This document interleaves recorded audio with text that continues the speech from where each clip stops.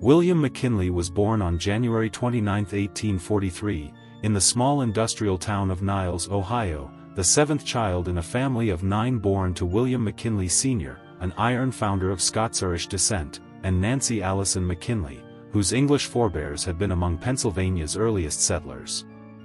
The McKinleys embodied the sturdy, self-reliant ethos of the American Midwest, with roots tracing back to immigrant ancestors like David McKinley from County Antrim in what is now Northern Ireland, and they carried forward a family trade in ironworking that defined their economic ambitions.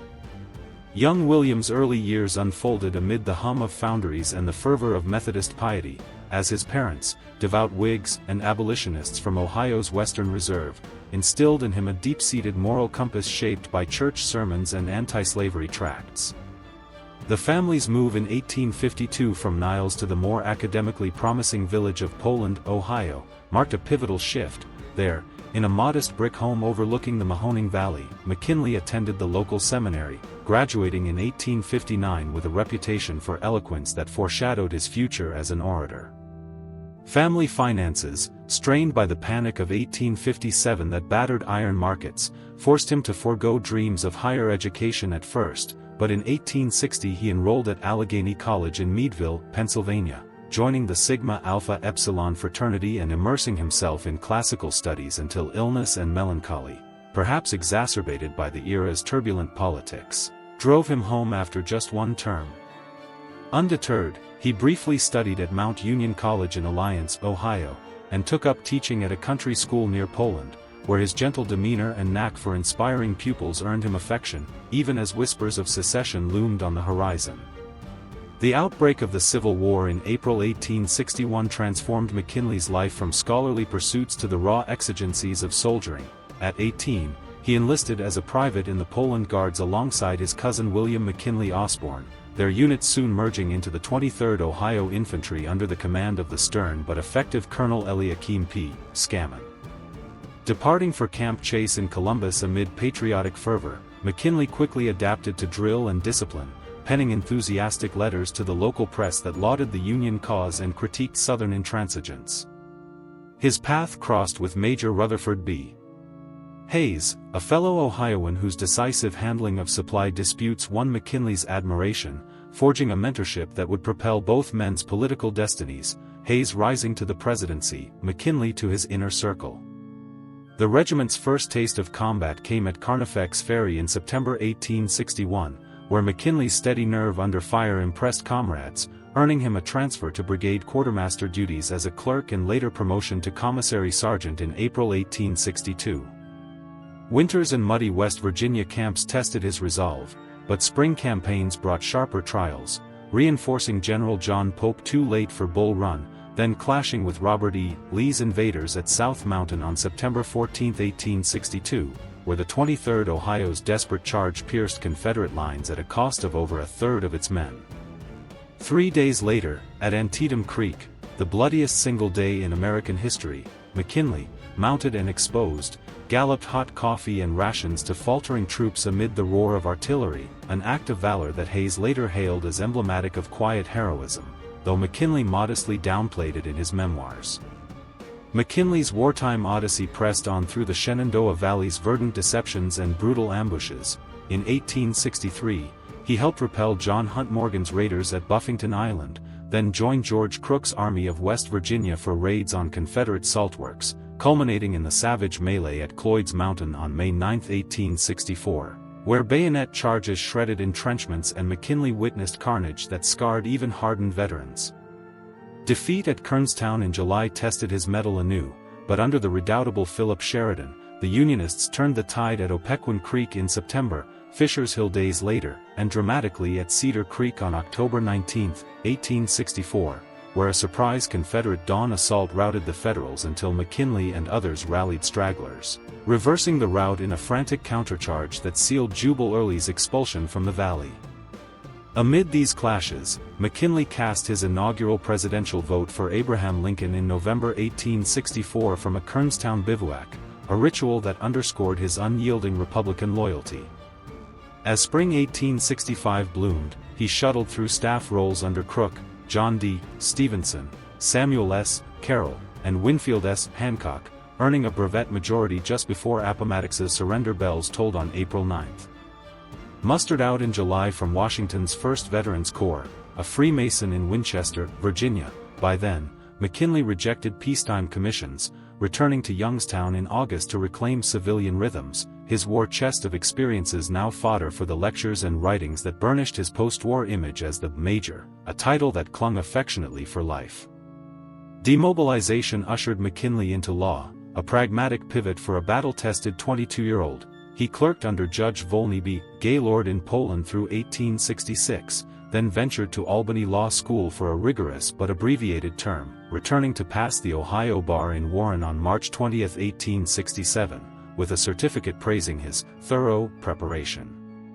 Canton beckoned as a burgeoning hub of Stark County's legal and mercantile pulse, and there McKinley hung his shingle, partnering with the venerable George W. Belden in a practice that soon thrived on debt collections, real estate, and probate, lucrative enough for him to snap up rental properties on Main Street by 1870.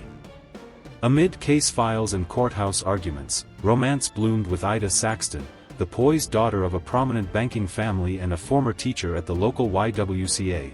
Their courtship, kindled at her sister's wedding in 1867, culminated in a January 25, 1871, ceremony at Canton's First Presbyterian Church, where Ida, initially Episcopalian, later embraced Methodism to align with her husband's faith. Joy arrived swiftly with daughter Catherine's birth on Christmas Day 1871, a cherubic milestone that filled their modest home with laughter, but tragedy shadowed. A second Ida, born in April 1873, perished in infancy that August from cholera infantum, plunging the young mother into grief-stricken seclusion. Worse followed in June 1875 when typhoid claimed 5-year-old Catherine, leaving Ida racked by phlebitis, epilepsy, and unrelenting melancholy. McKinley, ever the tender sentinel, vowed fidelity through her seizures, publicly spoon-feeding her at dinners and shielding her fragility with a devotion that contemporaries marveled at, even as it humanized the rising statesman in voters' eyes. Childless thereafter, the McKinleys channeled their sorrows into public service, Ida quietly urging her husband's ambitions while he balanced ledger books and stump speeches. Politics claimed McKinley in earnest during Reconstruction's fractious dawn. His 1867 canvass for Rutherford B. Hayes's gubernatorial bid marked his debut, rallying Stark County's splintered electorate to a narrow Hayes victory that presaged deeper alliances. Emboldened, he captured the Stark County prosecuting attorney's post in 1869 as a Republican upstart in a Democratic stronghold, prosecuting bootleggers and fraudsters with a prosecutorial zeal that won acquittals in high-stakes cases like the 1871 Stark County treasurer embezzlement scandal, where his cross-examinations exposed graft and burnished his reformist credentials. Defeat in 1871 by a mere 143 votes to Democrat William A. Lynch stung but schooled him in resilience. Undaunted, he stumped for Hayes's 1875 gubernatorial redux, then seized Ohio's 17th congressional district in 1876, toppling incumbent Levi L. Lamborn by 3,300 votes on a platform of protective tariffs, high duties on imports to nurture American mills and forges, a creed forged in Canton's iron hearths and unyielding through his career. Sworn into the House on October 12, 1877, amid a special session convened by his old commander now President Hayes, McKinley toiled on minor committees like expenditures in the post office, his diligence earning quiet respect despite the chamber's Democratic tilt. Currency cleaved parties. The 1873 Coinage Act's Crime of 73 had demonetized silver, sparking free silver agitation for cheaper money to aid debtors. McKinley, gold standard stalwart, backed the 1878 Bland-Allison Act silver purchases over Hayes's veto, a pragmatic concession that irked purists like James Garfield but broadened his agrarian appeal. Tariffs defined him, however, endless bills to hike rates on woolens and tinplate, fending off revenue-only reductions, as he intoned in floor debates that protectionism was the mother of prosperity, shielding wage-earning families from foreign pauper labor. McKinley's congressional ascent crested with the Ways and Means chairmanship in 1889, a perch from which he orchestrated the McKinley Tariff of 1890, a 1,000-page behemoth jacking average duties to 49.5% on everything from French fashions to German steel, ostensibly to fund pensions but really to cocoon industries like Canton's rolling mills. Passed amid democratic howls of infant industry excess, prices for canned goods and clothing spiked, alienating consumers, the tariff boomeranged in November's midterms, wiping out Republican House majorities and dooming McKinley to gerrymandered defeat in a fused Holmes County district by 300 votes, a razor-thin loss spun as moral triumph given Ohio's GOP sweep. Yet the major rebounded, vaulting to Ohio's governorship in 1891 with a 20,000-vote trouncing of James E. Campbell, his platform a tapestry of fiscal rectitude, labor arbitration boards to quell strikes, and mine safety edicts that balanced boss and union without alienating Cleveland's Mark Hanna, the cigar-chomping magnate who now bankrolled his rise. From the State House in Columbus, starting January 11, 1892, McKinley wielded vetoes sparingly but influence broadly, slashing deficits through tax tweaks and mediating the 1894 coal strikes with even-handed commissions that averted violence, all while Ohio's factories hummed under his pro-business bomb. Re-elected in 1893 against Lawrence T. Neal by a landslide, the largest gubernatorial margin since the war, he barnstormed for GOP midterms, his sober rectitude a tonic amid Grover Cleveland's depression-racked tenure. Behind scenes, Hanna orchestrated party peace, trading senatorial nods to Joseph B. Foraker for McKinley's presidential grooming. By 1895, whispers of McKinley for president echoed from Canton porches to Chicago boardrooms, his front porch style, serene addresses to delegations on sun-dappled lawns, already a campaign prototype. The 1896 Republican Convention in St. Louis crowned McKinley on the first ballot June 18, outpacing Tom Reed and Levi Morton after Hanna's machine funneled $3.5 million from tycoons like John D. Rockefeller. Dwarfing rivals wore chests in the gold versus silver crucible. Paired with Garrett Hobart of New Jersey, McKinley waged a sedentary siege from Canton, greeting 750,000 pilgrims with 300 speeches extolling sound money and full dinner pails against William Jennings Bryan's fiery cross of gold populism that electrified Western debtors. November 3 delivered a mandate, 271 electoral votes to Bryan's 176, 51% popular tally sealing a realignment that chained Democrats to Silver's sinking ship for a generation. Inaugurated March 4, 1897, in drenching rains, McKinley filled his cabinet with loyalists, John Sherman at State, Russell Alger at War, Lyman Gage at Treasury, then summoned Congress for a Dingley tariff redux, hiking rates to 57% by July 24 to replenish coffers and coddle manufacturers, igniting export booms but import price hikes that irked housewives. Economic convalescence followed the panic of 1893's fever, unemployment plunged from 14% to 4% by 1900, railroads sprawled, steel output soared, yet McKinley's veto of antitrust bills and tolerance for J.P. Morgan's mergers bespoke a Gilded Age laissez-faire that widened the chasm between Pittsburgh palaces and Appalachian shanties. Civil rights languished in rhetoric, his 1897 inaugural nod to lynching's horror yielded no federal cudgel, and the 1898 Wilmington coup, white mobs ousting North Carolina's fusionist regime, slaughtering dozens of black citizens, drew only tepid State Department missives, disappointing Booker T. Washington despite McKinley's Tuskegee appointments. Foreign tempests eclipsed domestic tempests when Cuban filibusters and yellow journalism stoked outrage over Spain's reconcentration camps. McKinley, the reluctant expansionist, dispatched the USS Maine to Havana in January 1898 as a goodwill gesture, only for its February 15 cataclysm. 266 sailors lost in a harbor blaze of dubious provenance, to ignite war fever. After fruitless diplomacy, Congress's April 20 war resolution spurred Theodore Roosevelt's Asiatic Squadron to Manila Bay's triumph on May 1, where Admiral Dewey's guns silenced Montejo's fleet in a rout that whetted imperial appetites.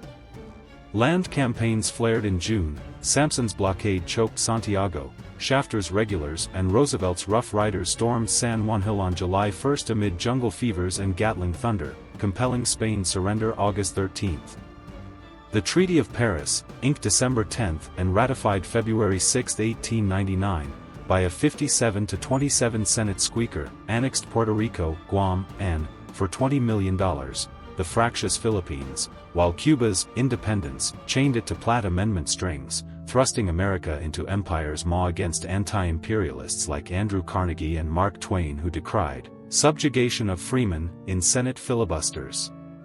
McKinley, touring Omaha's Bible thumpers, framed it as divine duty to take them all and Christianize the archipelago, but Aguinaldo's insurgents rebelled in February 1899, birthing a Philippine-American war that drained 4,200 Yankee lives and stained with atrocities like water cures and village raisings, a quagmire McKinley likened to civilizing tutelage.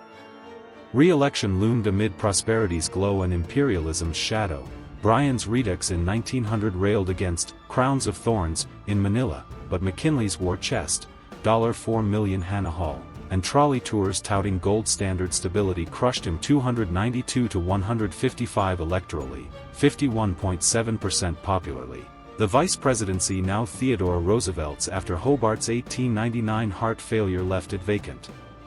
Second term inauguration on March 4, 1901, brimmed with optimism, the cabinet refreshed with John Hay at State and Philander Knox at Justice, as the Gold Standard Act of March 1900 enshrined gold parity, quelling silver ghosts. Reciprocity pacts flowered, 16 by 1902, though many lapsed under Roosevelt, while the Industrial Commission probed trusts without fangs, McKinley's conservatism shunning Teddy's later trust-busting zeal. China's Boxer siege in 1900 summoned Seymour's relief column, McKinley upholding Hay's open door to parcel spheres sans partition, a deft balance averting European carve-ups. Philippine pacification ground on. Taft's 1901 governorship promised autonomy's mirage, Balangaga's 1901 massacre prompting reprisals that echoed My Lai's horrors decades hence. Domestically, Chinese exclusion hardened via 1902 extensions, immigration curbs loomed, and Southern tours in 1898 sought sectional sutures but glossed Jim Crow's noose. McKinley's Atlanta pleas for common country ring hollow against unchecked peonage. Ida McKinley's twilight shadowed the White House. Her seizures persisted, attended by valets like Archie but who managed public indispositions with grace, while William's correspondence brimmed with endearments, my own dear wife, and fretful queries on her tonics. Pan American Exposition in Buffalo, September 1901, beckoned as a paean to hemispheric progress, McKinley addressing 50,000 on September 5 in the Temple of Music with visions of electrified commerce binding nations. The sixth dawn balmy, shaking hands in reception line, he glimpsed Leon Zalgoff's bandaged palm, ostensibly injured, gripping a .32 Iver Johnson revolver, 2 shots at 4:07 p.m. piercing abdomen and chest on September 6.